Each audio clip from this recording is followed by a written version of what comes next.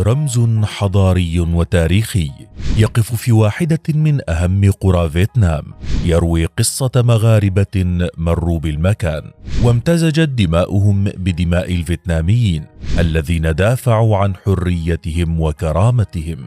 بعد أن عرضنا لكم حكاية القرية الفيتنامية بالمغرب، نتحدث اليوم عن معلم آخر يربط تاريخ الشعبين: باب المغاربة في فيتنام. بطولات وأمجاد. يقع باب المغاربة في قرية بافي هاتاي على بعد 70 كيلومترا من العاصمة هانوي، وهي قرية ذات أهمية تاريخية عظيمة ورمزية كبيرة، إذ تعد مهد الشعب الفيتنامي وتضم ضريح البطل الفيتنامي هو شي مين، البطل الأسطوري الذي حنط الفيتناميون جثته لكونه قائدا أسطوريا بالنسبة للأجيال الفيتنامية بانتصاره على 3 جيوش عظمى بالحرب الفيتنامية. وقد بني هذا الباب بين عامي 1956 و 1960 على يد الجنود المغاربة الذين جلبهم الجيش الفرنسي إلى شبه الجزيرة الهندية الصينية، لكنهم انفصلوا عن القوات الاستعمارية وانضموا للقتال إلى جانب الفيتناميين ضد الفرنسيين. وبعد نهاية الحرب الهندو-صينية سنة 1954 تجمع المقاتلون المغاربة في إطار تعاونية فلاحية مع جزائريين وتونسيين وسنغاليين وأوروبيين أيضا، وأسسوا أسرا واستقروا في المنطقة، وعمدوا إلى ترك بصمتهم فيها من خلال بناء معالم بارزة تنسب إليهم مع الزمن. كان أبرزها باب المغاربة الذي صمد أمام كل محاولات الهدم، وكان عند بنائه يسمى باب أوروبا إفريقيا آسيا، لأن المساهمين في بنائه كانوا جزائريين ومغاربة وتونسيين وسنغاليين وأوروبيين أيضا. ومع الزمن بات هذا الباب يسمى باب المغاربة، الاسم الذي ما يزال يطلق عليه إلى اليوم.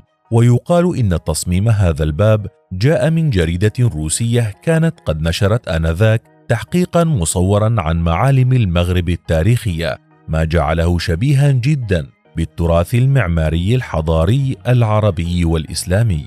ويشبهه كثيرون في شكله الخارجي بباب السفراء في الرباط أو بباب بوجلود في فاس، إذ يذكر هذا المعلم العظيم كل من ينظر إليه بروعة الفن المعماري المغربي الذي ابتدعه مغاربة استقروا بتلك المنطقة لأكثر من 20 سنة، اشتغلوا خلالها في إنتاج الحليب وتربية المواشي، وهي المهنة التي ما تزال منطقة بافي مشهورة بها حتى اليوم، إلى أن عاد هؤلاء إلى المغرب عام 1972 مصطحبين معهم زوجاتهم الفيتناميات وأولادهم، وقد عاشوا معاناة كبيرة حتى استطاعوا العودة، إلى أن أنهى الملك المغربي الراحل الحسن الثاني معاناة 70 عائلة منهم، أعادهم للمغرب مع أسرهم ومنحهم أرضا بنوا عليها قريتهم التي تعرف اليوم باسم دوار شنوا، ويطلق عليها اسم القرية الفيتنامية بالمغرب.